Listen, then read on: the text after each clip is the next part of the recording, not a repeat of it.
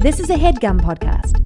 Sometimes when the world feels insane, you can take a little peek inside of Rachel's little brain. All these thoughts are swirling round and round inside.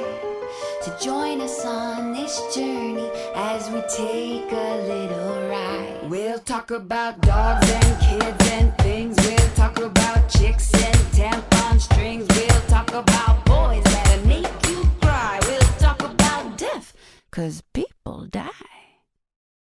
Welcome to Broad Ideas, guys. Thanks, Rachel. Anytime, Olivia and Kevin. Thanks, Rachel. Thanks, Olivia. Yeah, thanks. Very excited today. Kurt Sutter is joining us. Going into this, we were intimidated, even though we've met him, but it was over Zoom. Intimidated because he's such a badass, like cool. Super cool. He's pretty cool, right? He's like the coolest. Yeah, you could see the vibe change here. Everyone was like, wow, that's a real cool guy. That is the coolest guy. I know. I know. And he's even cooler Yeah. when you talk to him. Yeah, it was really fun. And everyone's going to hear that for themselves. Mm-hmm. We stan Kurt. We do. Yeah. Yeah. 100%. Their whole The whole thing, the situation. whole combination package is epic. Yep. Mm-hmm. Let's get into it. Let's do it. You've moved. You're here. So we're here. Cool. Yeah. We're in are a we studio. I just started recording. Great, because we don't do anything to get it. We're already in. All right, fantastic. Oh, we're That's there. how we That's roll. how we like it anyways. You guys are very similar. All right, all good. Yeah, we Just do. like, we have no process. That's the best kind of process, Yeah. right? It is. That's why we like it. It's like just what's happening. Yeah.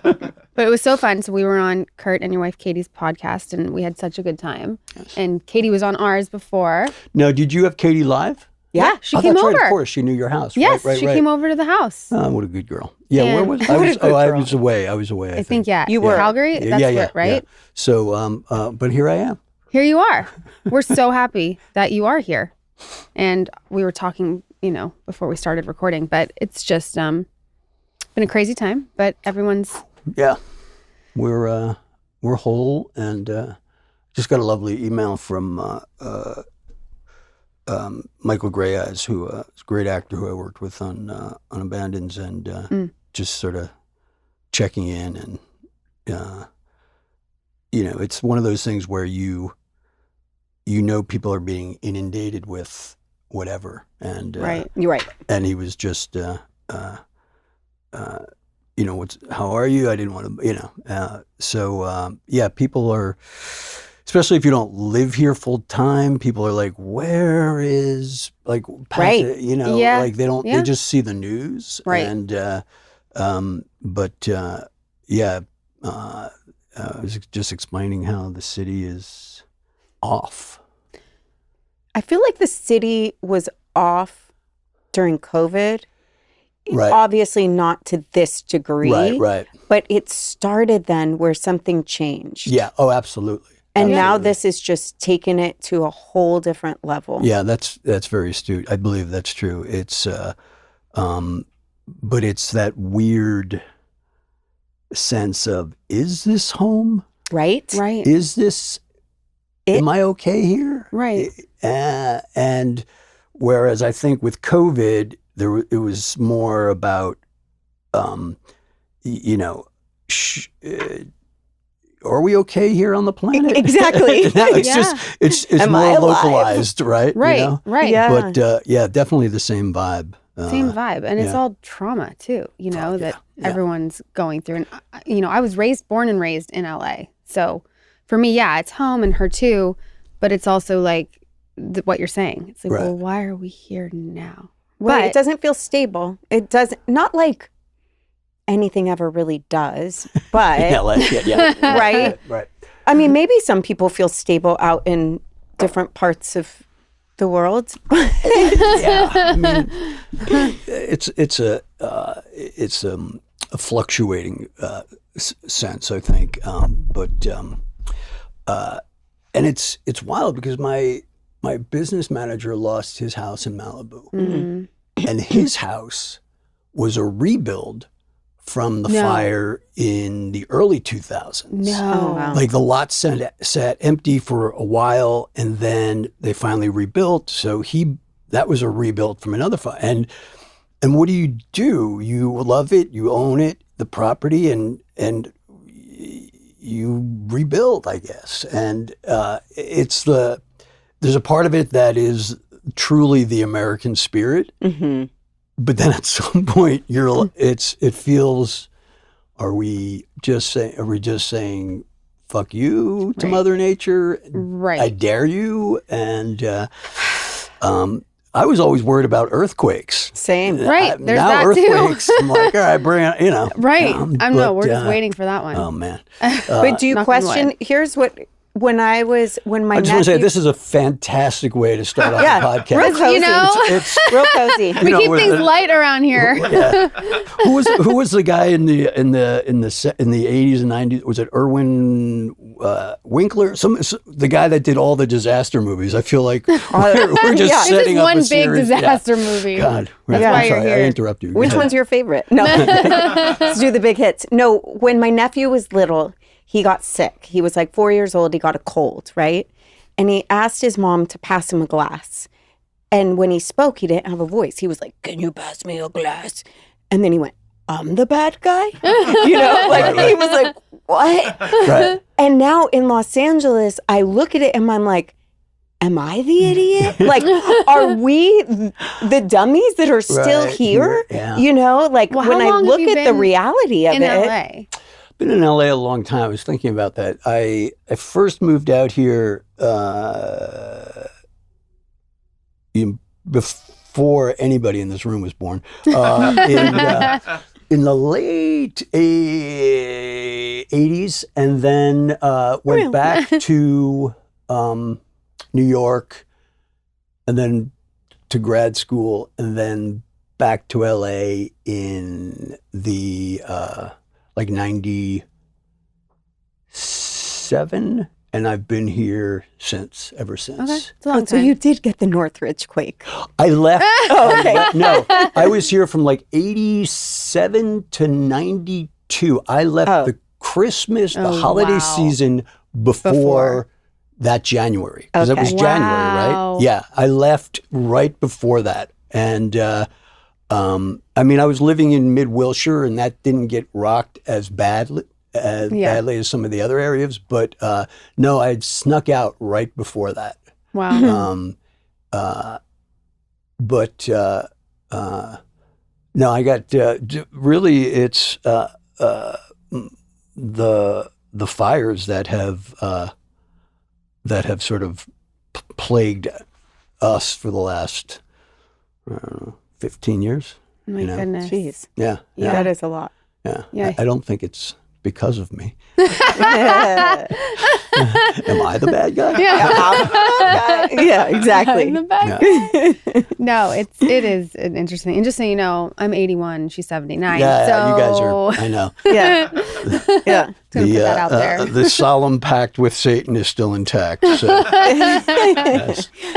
When did you meet Katey? First of all, Katey. Can we Katey. talk about her for 2 minutes? Let's talk about her the whole time. I mean, What she is a woman. Like, First of all, is my hair okay? Your hair's great. your hair is fantastic. That's what's more important. It's good All right, color. now, Yeah, It's you're really like, good now that color. we've covered the most important thing. Yeah, no, your wife is absolutely incredible. yeah, she's a good girl. Yeah, and your relationship seems just like the coolest. It is. It is. You know, we have, like everyone, we've had ups and downs, and we had without going into detail that would embarrass her. We had some crunchy years, and but I do believe that showing up and sticking around for the crunchy part, for the uncomfortable part, and working through that shit ultimately leads to the next phase of marriage, if you will. Yeah. The part of marriage where you go, oh, I'm with you for the rest of the ride. Do you know what I mean? I mean, you say that and you acknowledge that, but at some point you like it settles in and you go, oh, and even like yesterday, it's because we're busy folk, and and yesterday I was doing some work and I was just. Every once in a while I'll just have that realization of like, oh, I'm so glad I didn't fuck this up. Yeah. And I'm able to share that with her in a way that keeps her, I believe, especially if you've been through some rough times, I think the acknowledgement of the connection. Yes, it's behavior and showing up, but there's also that sense of letting the other person know, what their value is. And we try to do that, in between arguments. That's nice.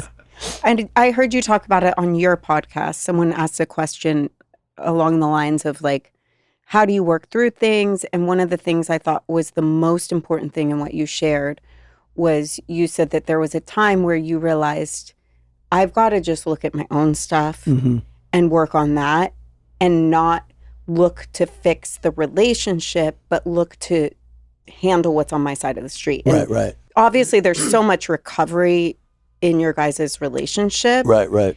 And when I heard that, I'm like, everyone needs to hear that. That's such an important message of like, whatever it is, when we go in and look at and trying to fix a problem without looking at our part, how can we even influence any change on it whatsoever? No, I think that's very true. I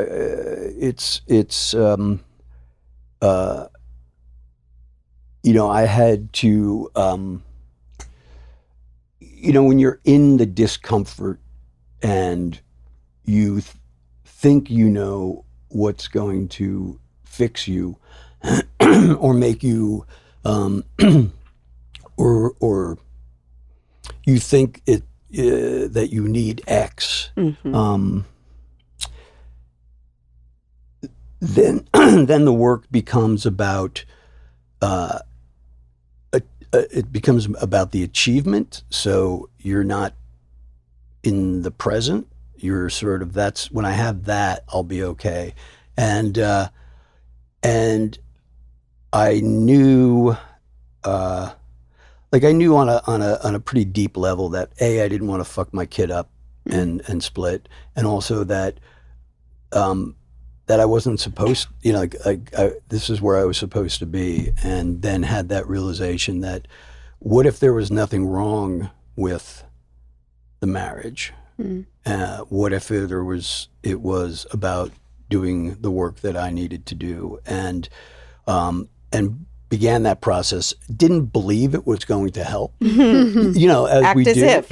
Right. So we go through, and then incrementally things are not even revealed to you as much as suddenly there's a sense of relief or connection or whatever it was, and we both did that. I mean, Katey really began that process before I did, so she was really clear about what she wanted and who she was in the marriage and all that stuff, and I had to kind of show up, even if it was for me to be able to say, I did the work. So now I know what the right decision is. And whatever that decision was, at least I knew that I was making a choice that was based on, some depth and some thought. And ultimately just brought us, not even, to say brought us closer is we were, it's not that we were miles and miles apart. I think what it did is it just allowed us a level of intimacy that was we couldn't see. And there's different levels of that. I think early in the marriage, relationships, like I believe, go through different incarnations of love and attraction and and I have a friend who I adore, but he's like, I don't believe marriage. People say marriage is hard work, but marriage is easy. And I'm like, no. What? So he's not married? No, he is married, but if your wife is the head of your fan club, I guess it's easier. But when I say hard work, I don't mean like it's grueling, but you have to look at shit. Yeah. And if you don't, then the divide begins. Then the silence begins. Right. Then the discomfort begins, and sometimes it manifests into dysfunction and acting out. Sometimes it's just quiet misery. Yeah. And there's a lot of that happening everywhere. Yeah, well, for sure. Yeah. But you guys met. Were you in your 40s when you met? Or? I was, I had a brief marriage to a lovely woman who is now, who recently passed, but she was, we were like best friends, and it should have never sort of gone beyond that. But we were at that point where all of our friends had been married, and on paper we made sense. We're like, I guess we do this, and it only lasted a year, and that ended. And I'd been sober a while at that point, but I realized there were some relationship patterns that I was doing over and over and over. No way. Yes. I've never heard of that. How about That's so wild. And an addict? Like, what? Yes. An alcoholic with I don't relationship get problems? Crazy. Yeah. So that's when I was in our sister program. I was in Al-Anon was my main program for probably about 3 years, and so I guess I was 40 when I started that program, and met Kate there. After about, like, I've seen her around and met her there in 2001, I believe, and I think we told this. She probably told the story, but I was writing at that point, and really living hand to mouth, and it was right. I didn't have a full-time job, and I didn't want to ask her out without having a job. Very respectable. I just and then I got my first gig on the Shield, and and then she was gone. And she wasn't at that meeting. It was a Saturday morning meeting, which I've started going to again. And but I guess her kids had soccer on Saturdays, and so she was gone for like 6 months or whatever. And she was there one week, and I sort of stumbled up to her, and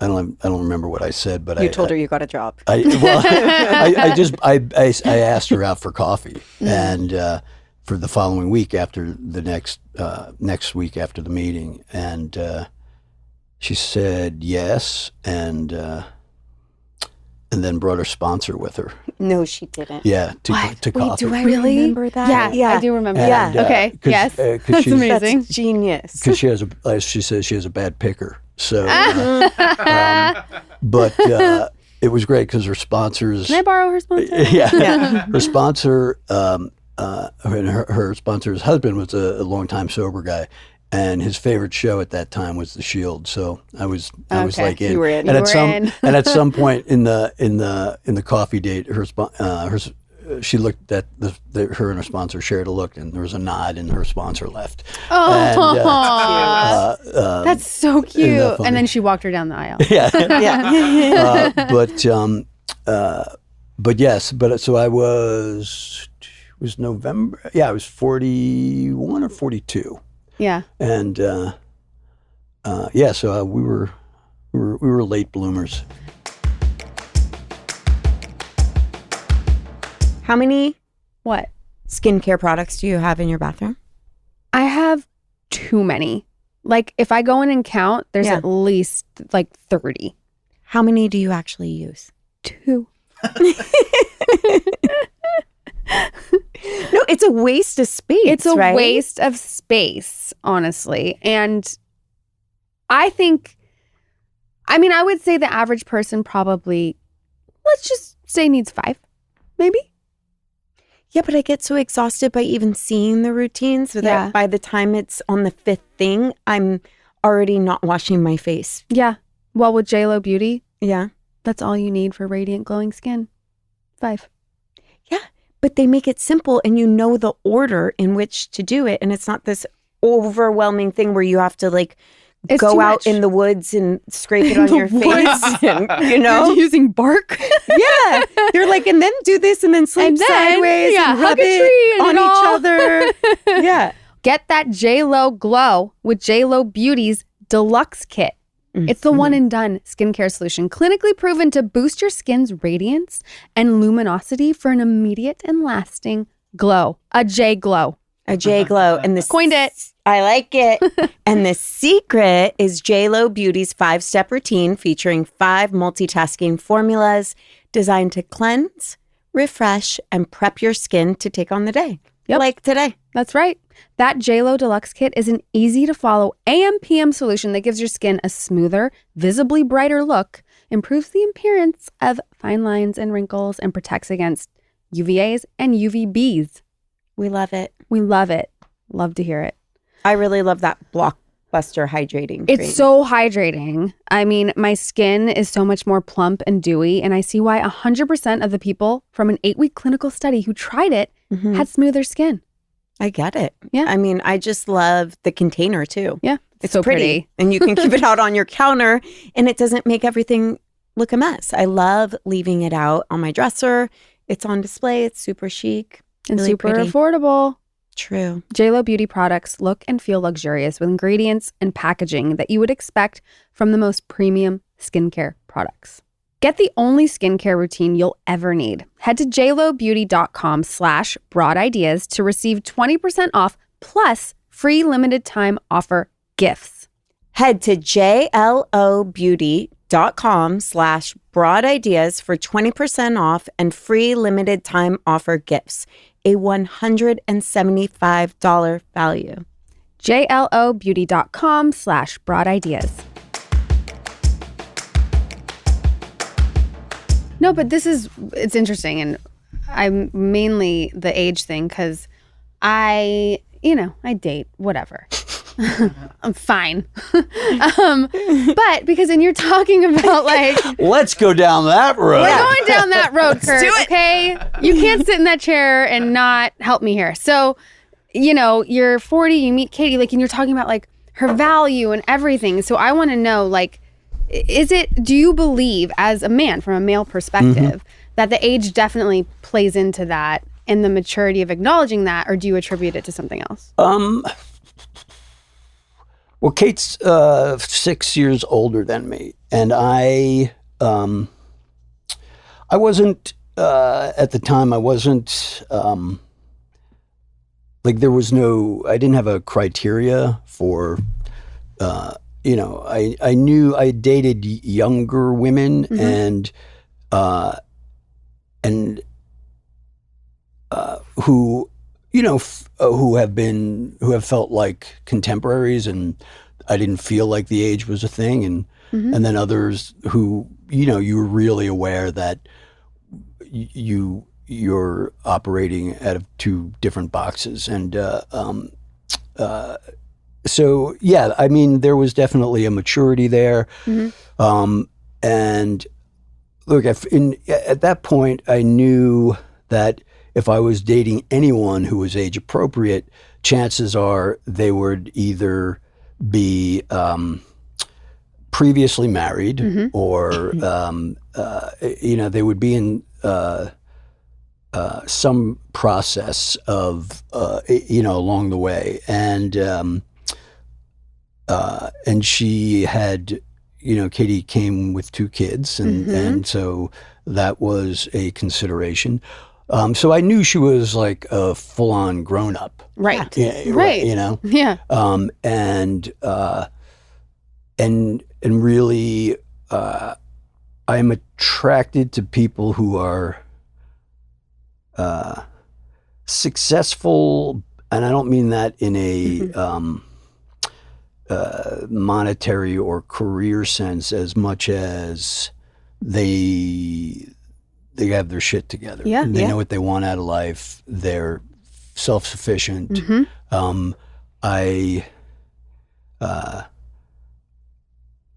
was clear, like in that when that marriage ended and I did that work, that I was not a guy that should be taking on a project, Right. So Yeah. And nor did I want to be anybody else's project. So that I was, I knew she was a full-on person. Yeah. Human. Yeah. Human. And she really, the thing I admire most about her is that she seems to lead with the human first. It's like, yeah, she's an actress. Yes, she's a singer. All of those things. But when you're in her presence, you're like, I'm just with a really evolved human. And she's also really sexy too. Yeah. Right? I think she's like the prototype. Yeah. I'm not even just saying No, that. that's I very kind. really believe that. Like, she's the business in my eyes. She does have, it's interesting because she was raised in the circus that we're in. It never had the polish perhaps that other people think it has or try to give it. It was, and we've been very clear with our kids that Kate was very, as was I.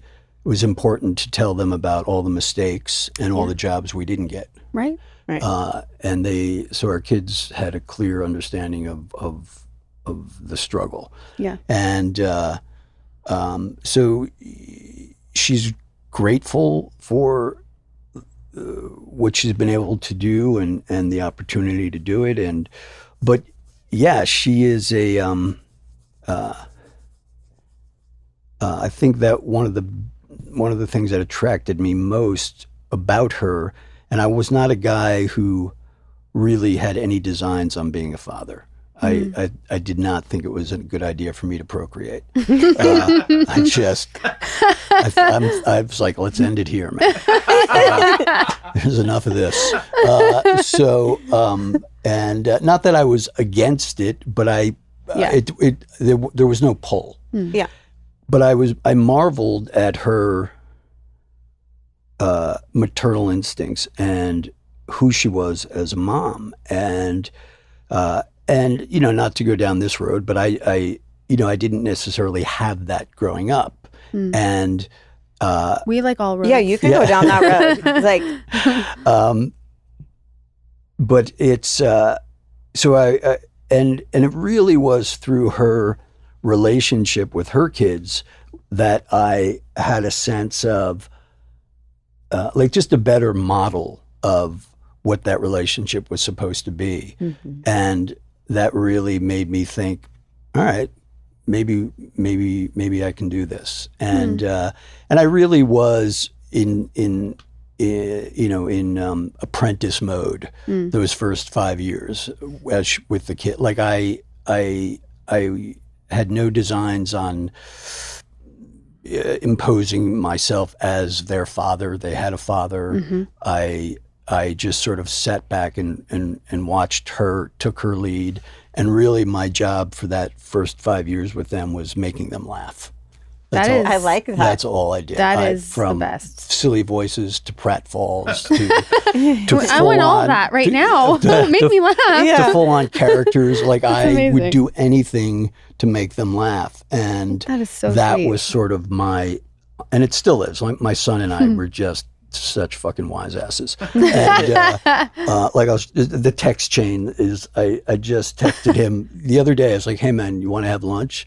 And he texted me back, goes, you need to borrow money? Love. So that is our weakness. Yeah. Over here. So that is that our happens weakness. too often. You need to borrow money. So there's that was my role there. But I really did go to school on her as far as, this is how it's, not that she didn't make mistakes, not that we don't make mistakes, but there really was a sense of, this is what the connection is supposed to be. And that began the process where we had Esme. And so all of that came out of me mostly observing, her. But that was one of the qualities early on that attracted me to her, in that it was that,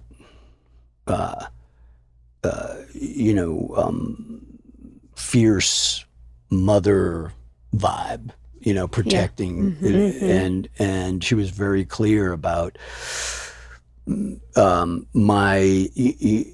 never went to her house. I didn't meet the kids for like 6 months. I had an apartment up by La Cienega Park, and we went there all the time to have our frolics. And and then I met I've told this story 1,000 times, but I'll tell it again. The first time I met Jackson and Sarah, I was at the house, their house in Encino, and Jackson was, I think, 4. Sarah was 6, maybe. And they were running around the house. And at one point, I'm walking down a hall towards their bedroom, and Jackson comes running full speed at me, and just like yelling like a banshee. And he's coming at me, and the only thing I had raised prior to that was dogs. So my instinct was to pull my knee up. Oh my God. You know when like a dog comes at you like that? I panicked. I pulled my knee up and I caught him in the chest. Oh my God. And he fell down. I knocked the wind out of him. No, you didn't. And he started crying. And then at the top of his lungs started screaming, I hate you. I hate you. And I just looked at Katey. And that was the moment where I was like, I should probably go. Oh, that was my God. This was so clearly a mistake. Oh, my I should just leave. Wait. And for Kate, she reacted, but the part of her was like, okay. It was just, she's like, welcome. And, exactly. Right. And I think I was in shock, which is why I probably didn't leave. But anyhow, I did stick around. And then I just... oh my God. I remember at Christmas, I bought them ridiculously expensive gifts. And they're opening up their gifts. And and it was like, I got Jackson like a giant train set or something. Yeah. And he's looking at it, he's like, who's this from? And he just looks at me, and they were just like, all right. Okay. Calm down, dude. Yeah, exactly. Slow down, buddy. That's amazing. Yeah, but so that was, I don't know where this question started, but. It doesn't matter. Doesn't matter. Yeah, we know where it went. Yeah, we know where it went. That's good stuff. That is amazing. Yeah. I mean, but they were so young though when you. Yeah, they were. Yeah. And I don't know if Jackson knows that story. I don't know if he remembers. If he remembers it, but I do. He's super talented too. You guys are ridiculous Quite as a the family. I was watching that show, Tell Me Lies. I didn't know who he was. Oh. And I stopped it to look him up because I'm like, who is this human? Yeah. It's hard. It's hard for me to watch. Have you not? Yeah. It's very I sexy. have. It is? I haven't seen. It's just hard to because I know Grace really well because they're together. Oh, and right, sure. So it's just like, okay. You don't want to watch them make out. Yeah, exactly.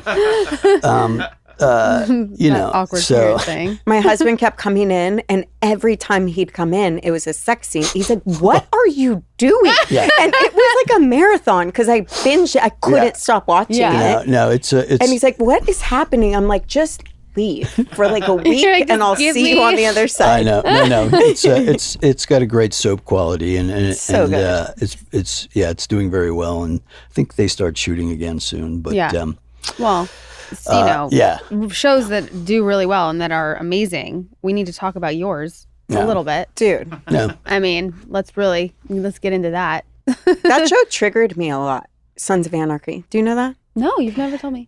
And here's why. Triggered you like? I hate shows that make me want to act. I will avoid them. I'll be like, I can't do it because it brings up this like fire inside of me.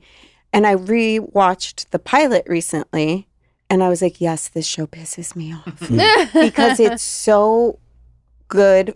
From the writing to the casting to the scenes to the, I mean, it's one of my favorite shows. Oh, thank you. How does that happen? Like, I want to know as a writer, what comes first? Like the idea, the plot. Like, take us through that. Okay. Okay.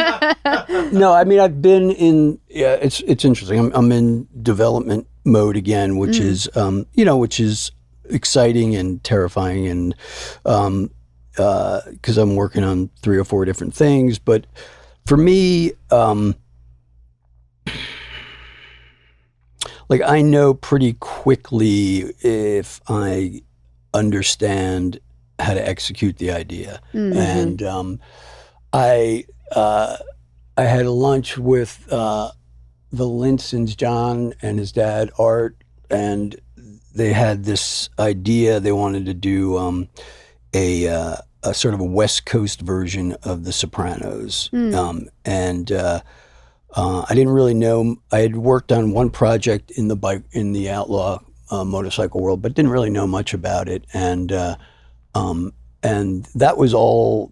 That was their pitch, and so I didn't quite know what to do with that. And but I understood their draw to that and why it hadn't been done before. And I had not done anything on it for like a month. And I was working on other things, and my agent called and said, hey, let's not piss off Art Linson. So you should are you going to do this or not? And I said, fair enough. And so I spent a weekend sort of digging into the world and really just from the basic research was the whole, within the course of an afternoon, saw the Hamlet archetype, saw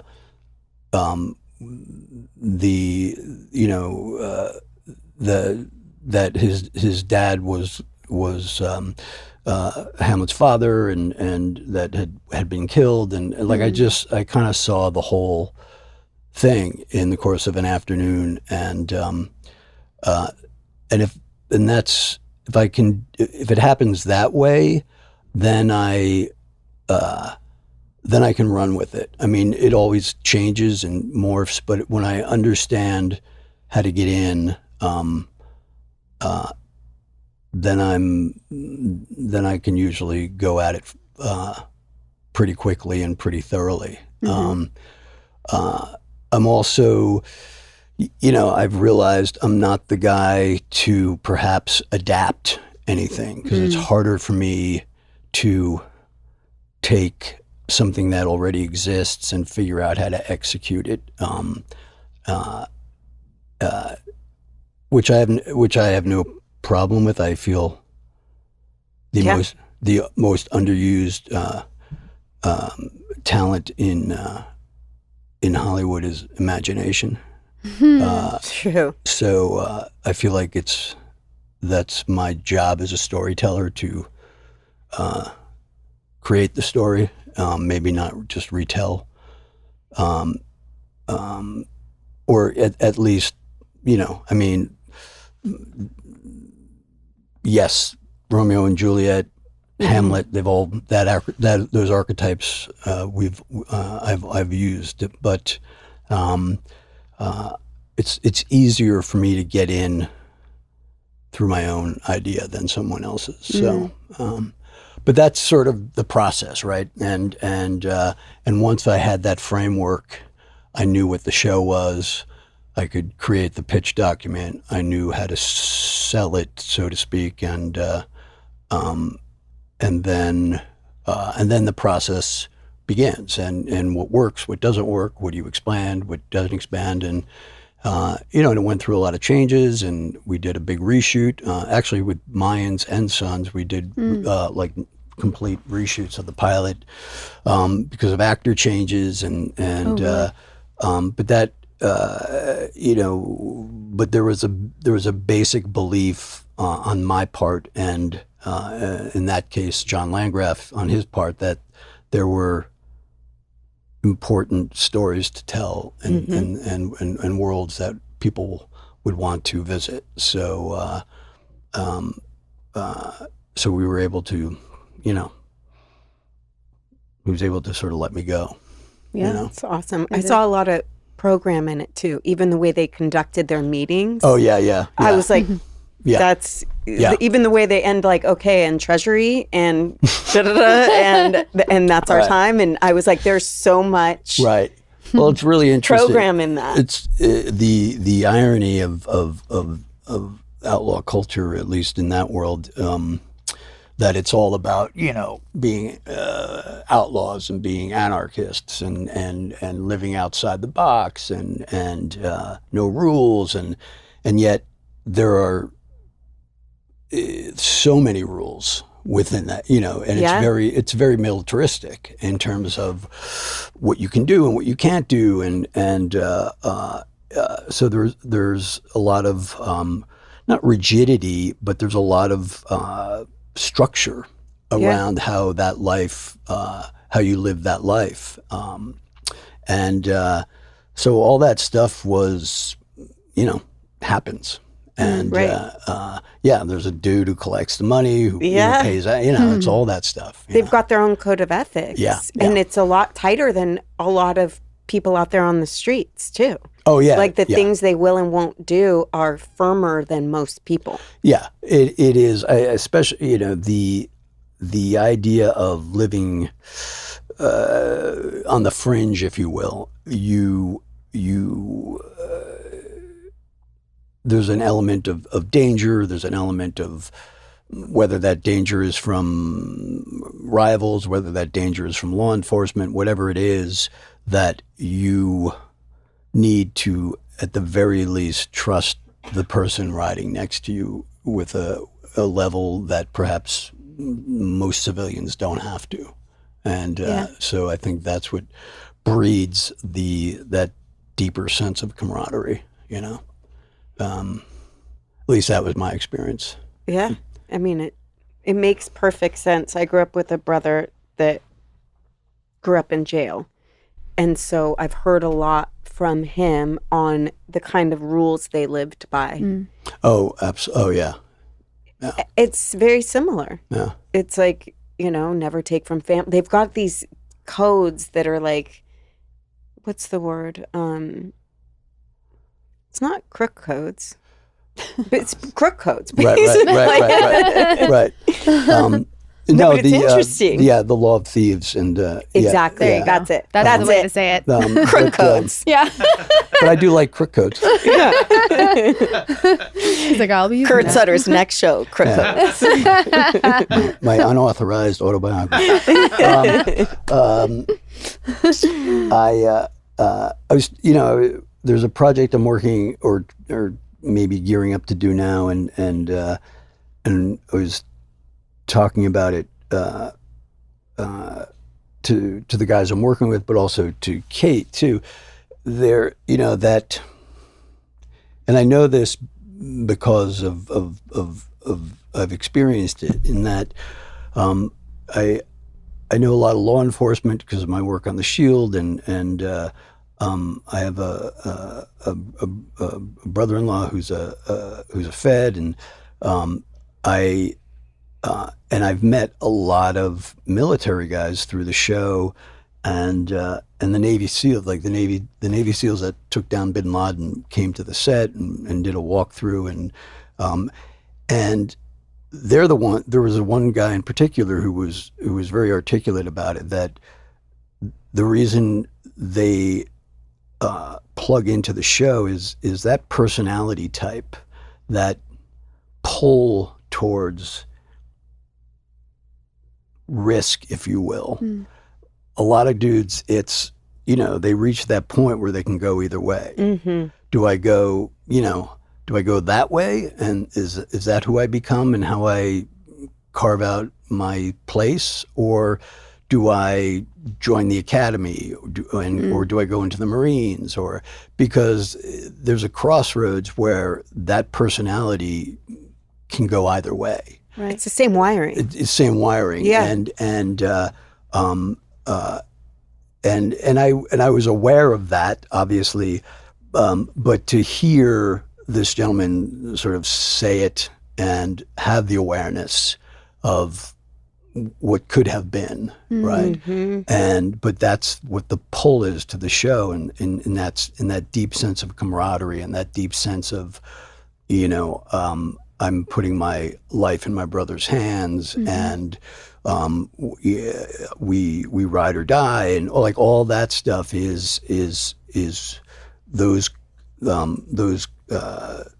credos are very much part of both worlds, so yeah, it's but it's always the irony of, I look at some of the ads for, every once in a while Harley will do a television promote, and it's all about freedom and blah blah blah, and that's the association, I think, Easy Rider, and Right. But it's why most dudes, and I say dudes because I don't know any women in outlaw clubs. I mean, there are, I just don't know them. They don't make it through the prospect process. You know what I mean? They'll be in it a few months and they'll start to see it and they'll go, either they bow out or they're asked to step away. And, Really? Oh yeah. Like, what makes them not like? Well, just realizing the commitment. Oh, Do you know what I mean? Yeah, Realizing what it means, and not even. I'm not even talking about like the darkness of it as much as this is like, My life. It's Right. it's like I'm making a commitment here. I had a friend who ultimately patched into a club in Northern California, but he first tried to patch into that club in Amsterdam, and they wouldn't let him. They never patched him over because they had a sense that he would always go back to the States. And they just knew that ultimately he was here. He was with a woman. He was a great guy. He was committed, but that they knew he would leave. And they wanted members who were in it forever. wow. Ride or die. Right or Yeah. not, Yeah. And so he had to go through the whole process of being a prospect again in Northern Cali. Why did he want it so bad? What? Why did he want it so bad? He just felt like that was his destiny. Like that's what he wanted to be. Yeah. That's who he wanted to be with. And so went to the main charter in up in Oakland and went through the process. Started as a hang around, met the guys, and then ultimately prospect, and at the end of that process, you got patched in. Wow, that sounds so intimidating to me. Yeah, Like just like You don't wanna hanging do it? around. I want to do it, but no. But it just sounds so scary. Well, yeah, it is. It's it is like very. getting It's like jumped into joining. a It's like gang. being In a gang. Yeah. But there's a deep craving in us as humans to have that sort of connection to community in some way. Absolutely. Yeah. I mean, it's like tale as old as time, right? And a lot of times it's the dangerous ones that That are the most what? like draw people the most. I or- think because of the strength that they pull, that it has to be that connected to make it work has like a larger pull versus, you know, like in the program we dabble in, you're there at your own free will. You're not really committed, right? So you make commitments to other people, but you can come, you can go. There's no... Right. Yeah. Oh, yeah. Yeah. Yeah, there's no buy-in other than your own sanity. Right. Like, there's something about the danger, too, that I think... I would like to hear your thoughts on this, because I've witnessed someone my whole life addicted to that thrill. And I'm curious, like, why aren't there meetings for that? Like, right. There's AA, there's NA, there's Thriller Al-Anon, Anonymous? there's this. Right. But the thrill, the speed, the chase, those adrenaline bursts, that's an addiction like anything else. Absolutely. No, I think it's tribal. I think we crave that community. We need that camaraderie. We need that like-minded safety. And my experience, and we dramatized it to a larger extent, obviously, in the show, but a character like Theo Rossi played, like Juice, was this broken kid who had nothing and didn't, had a fucked up family, and there was a boyishness about him in his need for family, and that's not uncommon. It is that's it's the heartbreak and but the odd humanity of street gangs is that most of it, these kids come from that life, and it's dangerous, it's really fucked up, and you need some sort of pack, if you will, but also there is a sense of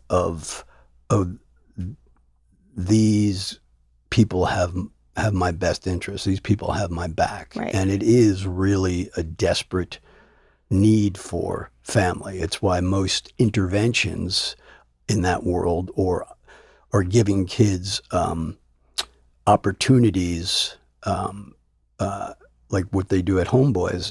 You give kids an opportunity to experience a different kind of camaraderie, a different pack, a different sense of belonging, rather than the ones that puts your life and other lives at risk. Right. So, but yeah, I think it's all that desperate need, and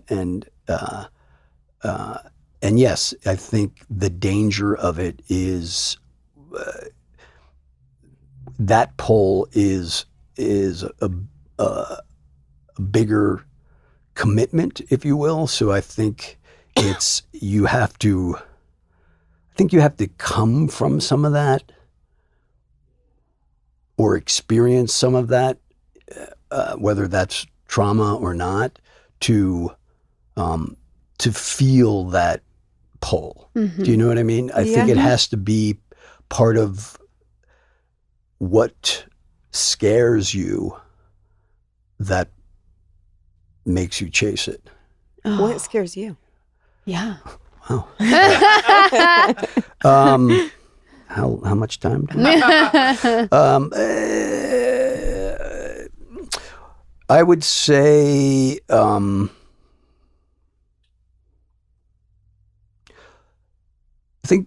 would say loss of identity, I think, scares me. I think I have a desperate need to be relevant. I have and by desperate I mean too much, and to be respected. I think it's ultimately what perhaps becomes a drawback work-wise is my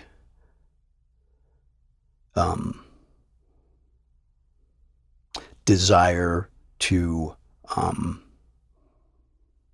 do something that's significant, and perhaps hold on to that maybe too tightly. And but I think the loss of that, and some of it is loss of control, but some of it is, for me, the only thing that manufactures dopamine for me anymore that's healthy is esteem.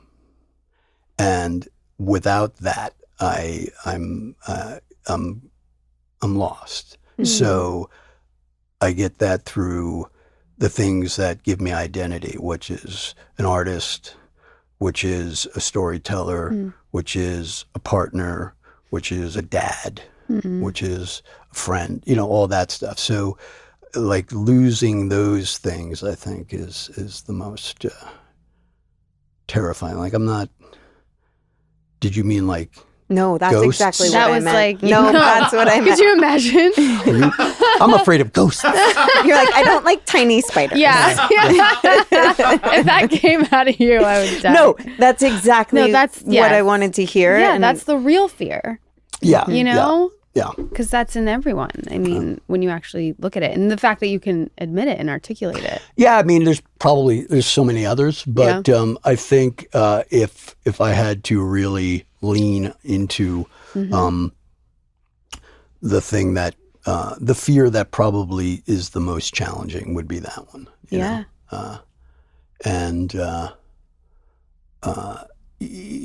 know? I'm still learning. How cool, though, to be able to admit or, accept that. Yeah, I think it's one of the things about getting old is that you like I can either look at it, like even just the place I'm in work-wise, I can either look at it like, oh, fuck, I'm 64 and I'm fucking developing shit again. And I don't know what's gonna happen. I can't believe I'm fucking doing this again. Or I can look at it through the lens of, oh, wow, man, here I am at this point in my career and I'm still excited about kicking off something new and finding what else, where am I going now? So I try to choose that lens as much as possible. I mean, that's great. Yeah. So, But does your brain wake up with the first lens? not too much. I'm not a guy, like I don't wake up thinking that I'm going to conquer the world. But I also don't wake up thinking that the world is going to conquer me. I don't wake up in despair. Yeah. There aren't. It's not that I'm excited to get out of bed every day, but I'm not that. And I was never really in that place. Somewhere in the middle. I mean, I definitely have times in my life where that's the case, but for the most part, no. That's great. Yeah. You just seem like you really show up in life in all the areas. I try to. I tell you, I learned so much from my youngest one in that she's definitely had her challenges in terms of mostly learning challenges, and then that impacts social emotional stuff, and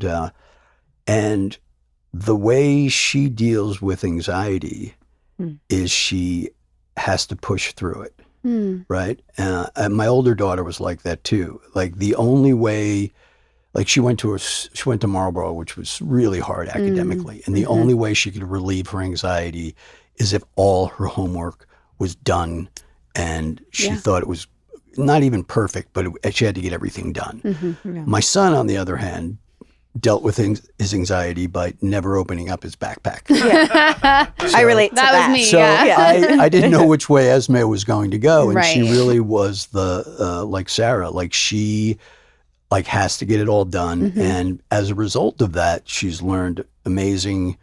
With the help of nannies and resources, she's learned how to. She's great at time management. She,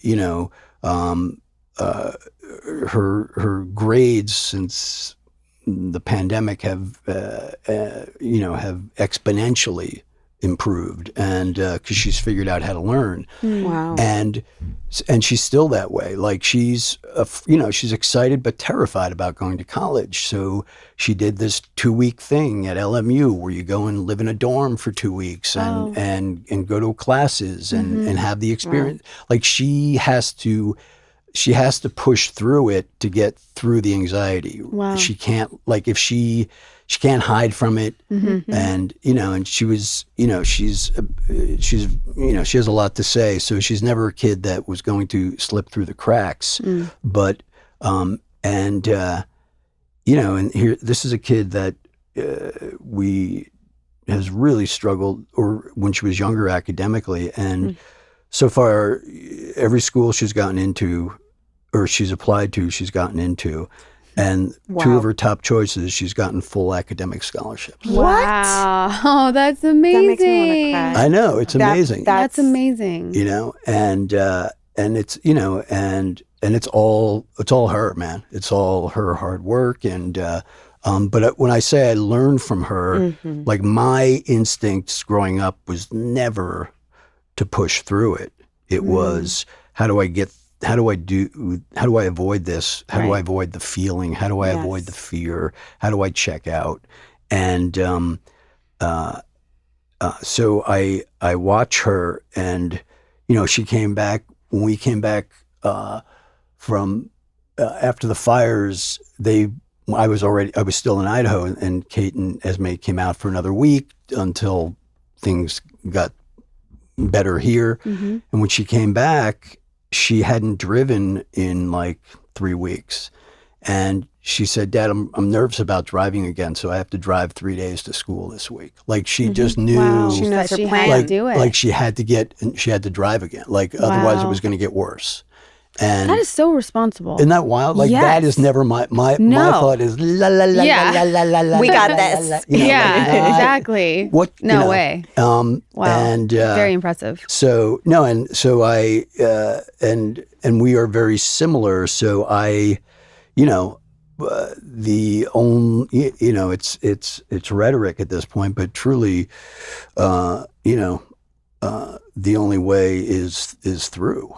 So The only way is through. But I will say that you said it's all her, but I have a kid with special needs. And last week, the week before, I had a teacher sat me down, and he's in kindergarten. She said, academically, he's the lowest I've ever seen. And I was like, in your life, like in 30 years of teaching, the lowest you've ever seen. And we knew, like, he has a chromosome syndrome. And she was like, yeah. And so obviously something came alive in me where I am like, okay, what are we going to do? Right.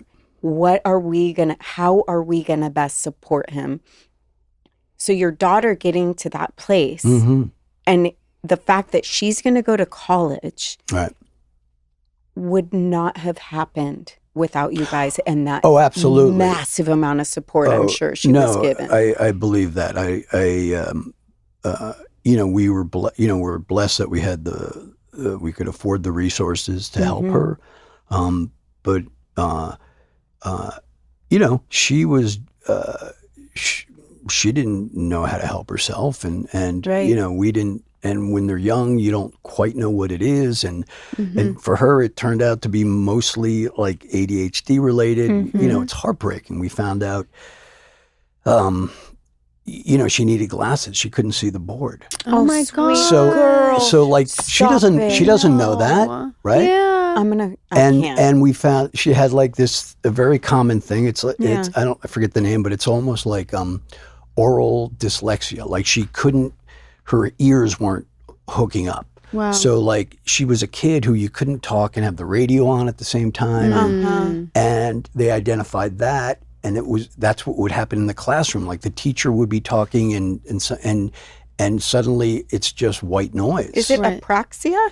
It might be that because the fix was literally an app that she would sit and listen to for 20 minutes a day, and within 2 months it was gone. Wow. Yeah. Because it basically resets how you hear.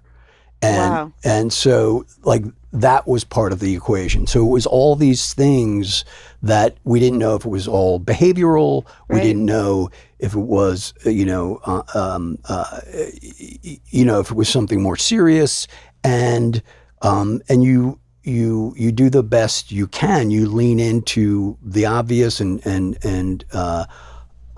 but it's hard when they don't know what's happening.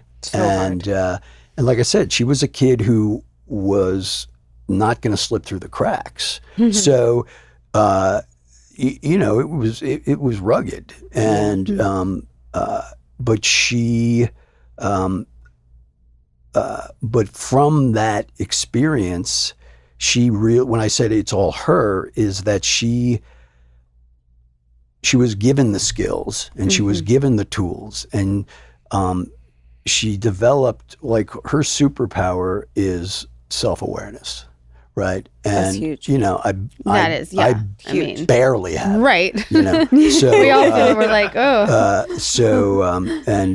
and she's learned what she needs and how to advocate for herself and how to push through stuff, and that's just so that's what I mean by it's. She's the one that's taking the tools and run with it, and so. That's incredible. Yeah. What It's a like rad kid. Yeah. It's like genetics load the gun, environment pulls the trigger. Absolutely. It's definitely, it's nature and nurture and hand in hand. Yeah. Well, you guys should be incredibly proud. That is. We are. Yeah. All of them are fantastic. Sarah's fantastic. Jackson's going to loan me money, apparently. And, Love me that too. so much. That was my favorite text exchange. But yeah, you guys are just, Thank you. amazing. You. Doing an amazing, in every area of your lives. It's just We're very cool. Yeah, we're trying to make it matter. There you go. I hear you. That's all there is, right? Right. It sounds like there's a lot happening and to look forward to. And we And can't in wait the for it. meantime, we can listen to Pie. You can listen to Pie. We're That's having right. a blast. We're having a I love blast. it. Yeah. I love pie so much. Yeah, we're gearing up again. That's great. This week. No, next week we start the next round. I mean, going and doing a podcast and then actually getting pie. Come on. I mean, what else is there? Do you know how many days I thought about the fact that I was so polite when she was like, take the pie. And you didn't take and it? I didn't And take the shoot, pie. yeah. And I thought about that pie for like 3 days after. Why? You felt like you should have taken it? Yeah, because she wanted it. She wanted to eat it. I should have. I was being too polite. I was like, no, we don't need it. Yeah. We're good. But And she then I thought was she like, did. God We left. damn She's like, it. why didn't I take the pie? No, the pie is the best part. Yeah. You learn Everybody loves pie. Yeah, you learn a lot about people. You do. You do. So, Amazing. but and we get to eat pie. yeah, Yeah. you have it all And figured then out. we didn't. I mean, We ate a little bit, but then I thought about it. I forget what kind it was. It was key lime. Was it key lime pie? Yeah. You know what we I do didn't these forget. we do these slices of pie where we just do these quick things. Maybe we'll just have you on and just have you eat pie. Let's Listen, do it. if you ever just need pie eaters, we are there. We just cut to the two of you eating pie. We're just We're like, no questions. please just cut eat to it. us eating pie whenever you can. Anytime you want. We're available. We're available. Fork in man. hand. Yeah. Well, this has been an Kurt, absolute thank you so delight. much. Oh, for thank you, coming. ladies. It's it's a pleasure. I'm glad we get to say hi face to face. Yeah, And, us too. And you're closer to me now, so. I know. I was like, he's gonna really appreciate this now. This is all for you. Right. Yeah. And congratulations. This is fantastic. Thank you. Thank you. You know, We're we're really and you guys are good. Yeah. Yeah. We're good. You know. Every day. All right. Different we won't things. talk about dating. I'll tell you when we cut. All right. Yeah. All right. All right. Thank you so much. Thank you. Thank you.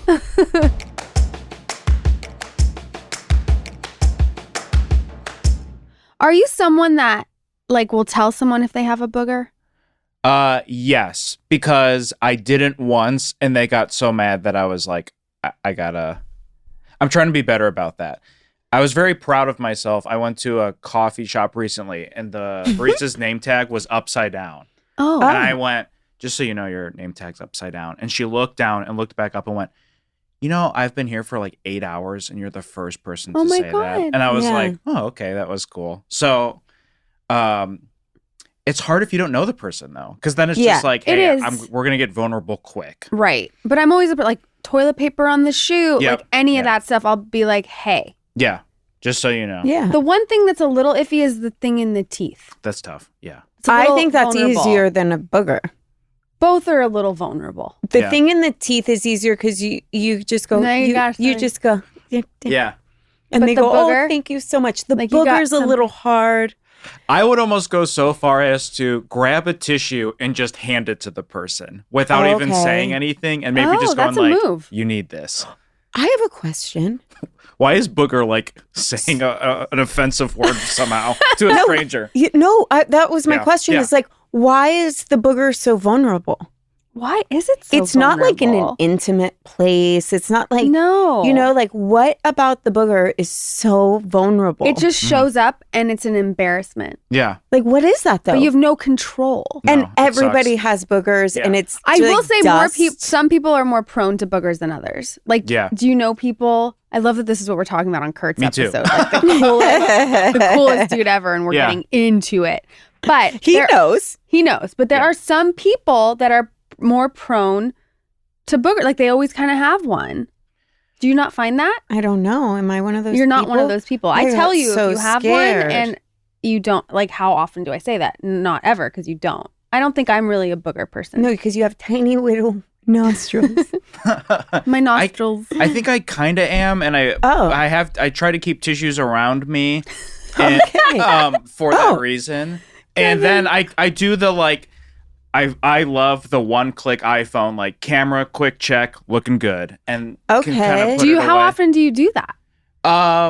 Every 5 Every minutes. 5 seconds. Yeah. I don't know, probably once. Like if someone's walking in, maybe not every single time, but I would say once or twice a day, I'm doing a quick check to make sure I'm not booged up.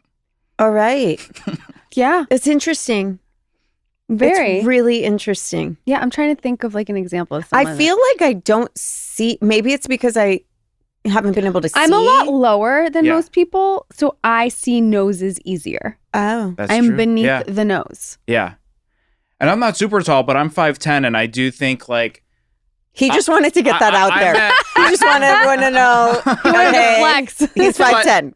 but I think I'm at nose height for some Now I people. feel nose conscious. Yeah, me too. So I need like a visor for my nostrils or something. I need some sort of setup. Nose So conscious? Are you feeling? You're not feeling like you No. have stuff itching your nose now? No. I mean, just talking about it makes me. I- What about it? Like What? sometimes if Jeff eats, Yeah. like he'll get a little something on his facial hair. I do too. Yeah. And I say it. I'm a monster.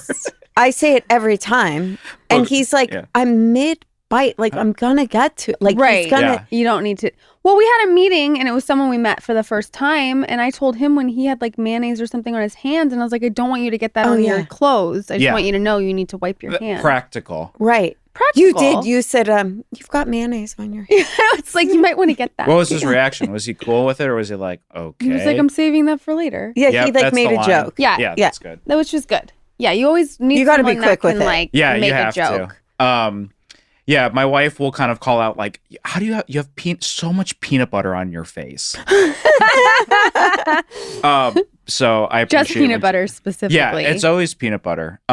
So I'm very pro like a quick. There's a mirror right here. You know what's funny with where I'm seated in the studio? I'm right next to a mirror on the other side of the door, and so throughout the day, I will see people do the nose check. Yeah. Do like I saw a guy yesterday doing like an arm check, like checking out his Oh, arms. sick. And I was He's like, checking out his arm. I felt so Little vulnerable. gun show. Yeah, seeing how he looked in a shirt, and I felt like I was in a bathroom. I was so uncomfortable. I was trying to like look the complete opposite direction. Oh my God. Like That's you're- another vulnerability. Yeah, Looking in the mirror. yeah, Like even if you pass a car and you like want to get a glimpse of yourself, Yeah. you don't want people to see you getting a glimpse of yourself. yeah.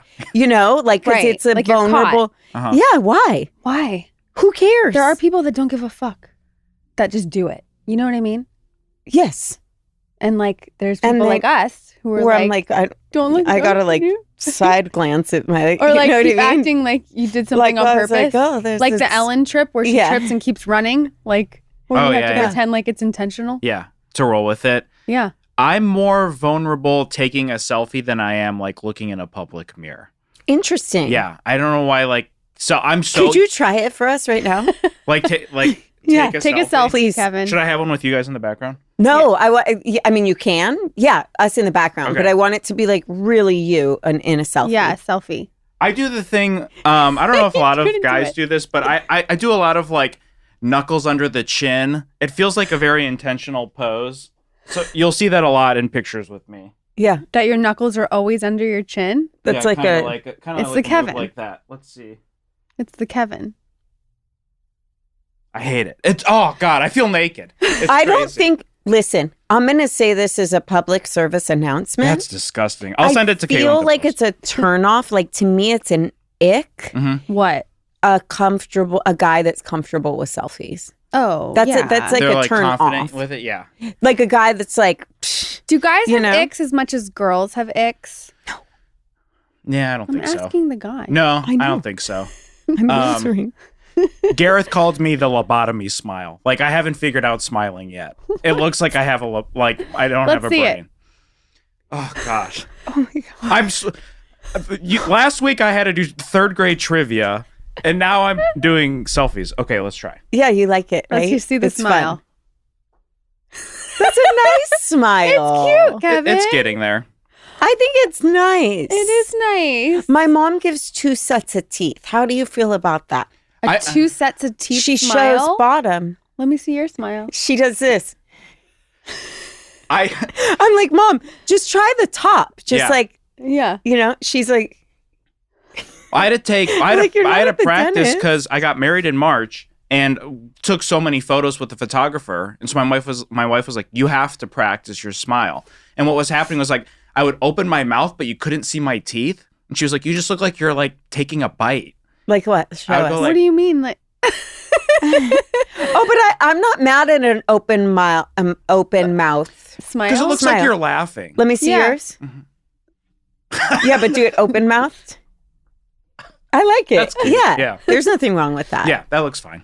You were doing it right. Maybe she taught you well. She did. Yeah. Yeah, She she knows was how like, to you take a picture. practice. Show the teeth a little bit. Yeah. Yeah. Yeah. Have my chin down a little. It's Oh, tough. yeah. It's stressful. Did someone just look in the mirror? I saw you glance outside. Yep, someone went to the bathroom. Didn't look in the mirror, but we made eye contact. We need to have like blinds. eye over here. contact. Mhm. Not the eye contact. Oh, not the eye contact. That's another thing. Eye contact? Yeah. I'm so bad Let's at hear it. about it. What do you mean? I don't know. I'm not a big eye contact person. Me neither. Don't like it. It's hard. It's hard if you're sitting across from someone. You do really well. With you? Yeah, Well, yeah. I don't know. I guess if I don't know someone that well. maybe. I hate the cheersing and you have to eye contact. That's just I stupid. don't do that. I don't like that. I hate that. I mean, I don't drink, but like you would have anything. lost your mind at the end of school at our school that USM? we went to. Uh-huh. They would do this thing called soul gazing where they would play a Nope. song for Ugh. 2 minutes. Nope. You have to be completely silent. I'm out. And you have to go and look into someone's eyes for like a minute straight. Mhm. Nope. And then switch to the next person, and you just go around the room and I you don't just want- like I don't- taking I each don't other want that. in. It's like- Nobody did. It's like nonverbal speed dating. It was. That's wild. But the weird thing is, you then had this weird kind of closeness with people you would Sure. have never had, where you're like, oh, I saw that person in a completely different way. Mhm. Like I saw them, Mm-hmm. you know? Yeah. Still not into it. How do you feel about, I feel like sometimes I can't tell if it's me being awkward with eye contact Mhm. or if the person that I'm You're engaging fine with eye with contact. is weird with eye contact. I So think then it it's- gets dodgy, Yeah. right? The thing where I break really quickly is if I'm like trying to hold a thought in a conversation or say something smart or like find my thought, I will look like off to the side. Always. But then it just seems like I'm like ignoring the person.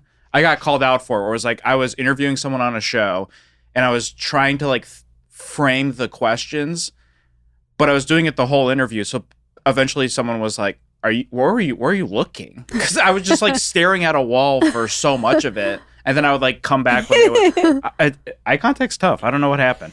I do that all the time. To formulate a thought, I typically will look out. Yeah. Yeah, Same. I think that's common. I do too. I always have to look away when I'm thinking. Yeah. Like, could you imagine just holding eye contact while you're thinking? That's so awkward. People are good at it though. I don't know. Right? Yeah. Like this, but you're like forming a thought. But you're like- just like locked in. It's like, okay, enough. There's some people that are so intense. Yes. Yeah. Who did you just think of? I just in general, there's been people There's, like, where the you're like, intense okay, eye give contact me, people. you're hijacking me. And you're like, I'm so uncomfortable. I'm thinking of someone. You are? Yes. Is it someone that I know very well? Yes. Yes. It is. It is. I'm not Great. going to say who it is. No, I I'm know. not. Uh-huh. We were like, did they just put a spell on me? The intense eye contactor. Yeah. Yeah. That's a character. That's a type. It is. Not for me. That's a It's good not character. for me. That's a good character. Like they Intense eye won't let contact you guy. out. Like you look over and they're like, They just fall. They find you no matter where you go. yeah, that's good. That is I part like of it. that And then character. the other part of it for me is, and it's different with a podcast, but when people get too deep into a conversation too quick, like if I don't know the person, you would think you'd like it, but sometimes I was like, hey man, we just met. We don't have to Yeah. get I need 2 days of like what kind of snacks do you like before we can start talking about like divorce or something. Oh my God, we just talked about this at a party, especially at a party. Yes. Like, I'm all about going super deep, super fast down into it. That's Yeah. why I like podcasts, because Yeah. I'm like, I don't really care about much else. I do care about your snacks, big time. Big time. But if I'm at a party and there's like bunches of people around, like, you don't want to corner someone and be like, hey, Uh-huh.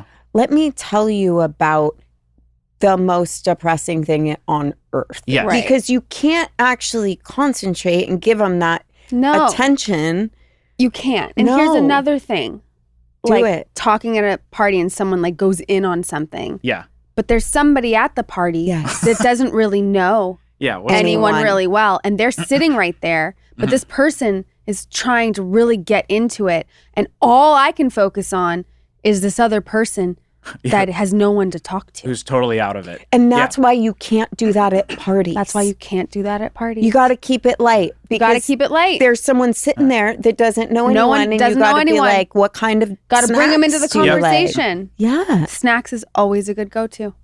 It's a good one. And I also think jam. the context of like, I feel like you can tell the person really quickly of like, they're getting deep for them, not Yeah. because they want to have a good conversation with me. Right. Like they just want to brag about how that they can talk about, get very vulnerable very quickly versus flex. someone, versus some, versus someone who's like, I want to have a great conversation with you. Right. Right. We call it trauma flexing. Yes. 100%. Trauma flexing. Yeah.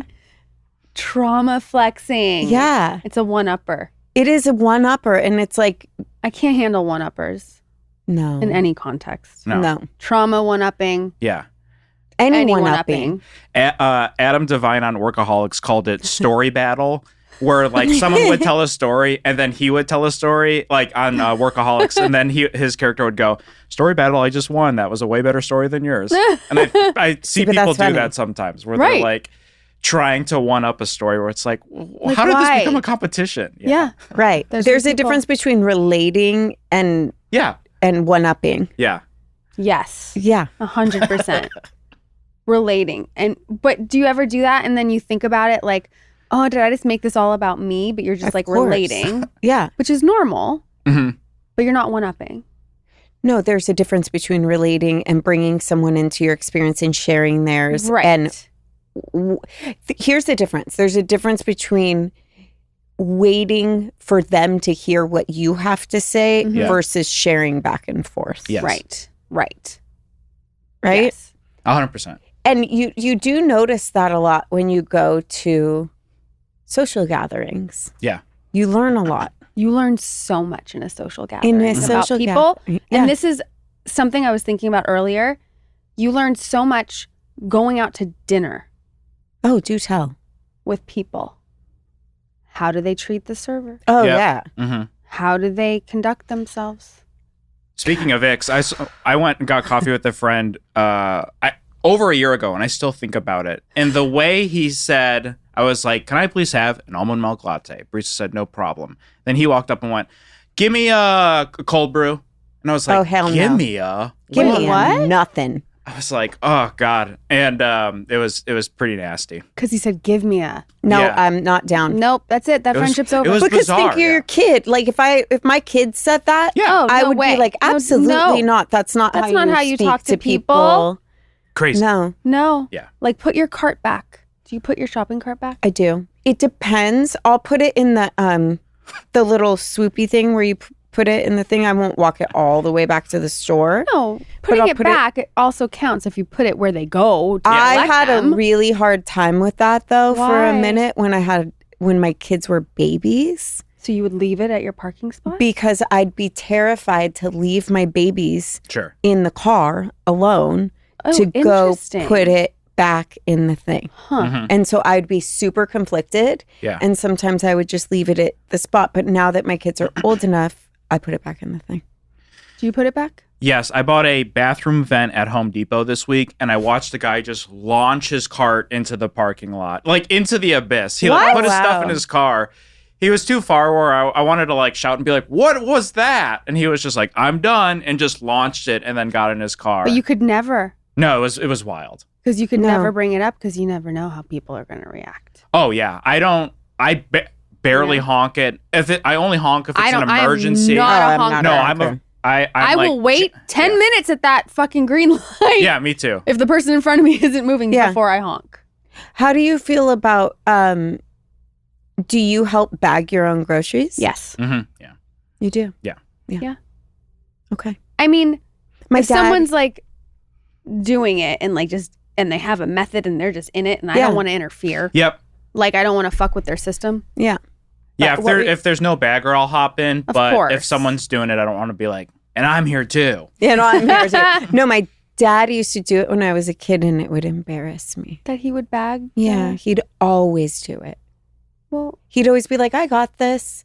And oh, I'd- like, and tell the bagger not to bag it? he would just jump in and do it because I think he took a lot of pride that when he was a teenager, he was a grocery bagger. So Aw. he had There's like, a system Yeah. to it. I know, and There he is. would do it their way, like really like That's so systematically. But as a sweet. kid, I You were didn't, I was embarrassed. embarrassed. And it's one of those things I feel really the bad carrot, about I now. know, I can't. Yeah. I saw someone brag about the way they put stuff on the conveyor belt, and it was such a What? non-brag. Oh, the conveyor belt flex? It was such a non-brag to me. It took everything in me not to be like, that's just, I think, common sense. She said, you know, I do this kind of unusual thing where I put all the frozen things together, and then I put all the breads and all the soft things and the chips together, and then I put all the kind of harder things together too. So I have this kind of crazy hack. And I was like, I think everyone We just all do does that. Yeah. I put all the vegetables and fruit together, Yeah. all the frozen stuff together. Wait, on the conveyor. Oh, like before you check out. Yeah. Yeah. Got Yeah. it. Got it. Yeah. Yeah. But was Yes. I'll acting try to as keep if the cold like, stuff guys, together. I have a new hack at Ralph's. That's hilarious. Right. I was like, I think everyone does that. I don't Yeah. Right. You gotta Yeah, try no, to keep I've- the cold shit together. Yeah, because then if you're running in and you don't have time to put everything away, then The things, cold stuff yes. goes in and the rest sits on the floor in Yeah. the Yeah. bags for Yeah. days. These are important You conversations. know what? We've covered such important Yeah. topics, you guys. I feel better and I feel ready to go about my day. You do? Yeah. Are you done with us? Yeah, we're done. Oh, look at that. We've covered it all. Kurt, and we had Kurt, and Kurt stands brought it. alone. Yeah. The Kurt brought selfie's it. actually not that bad. You're going to post it? Is it good? I'll send. Yeah, Caitlin will post it. Our social media friend. Great. We love her and She's the appreciate best. her. Yep. Awesome. Thanks, everyone. Thank you. Bye. That was a Headgum podcast.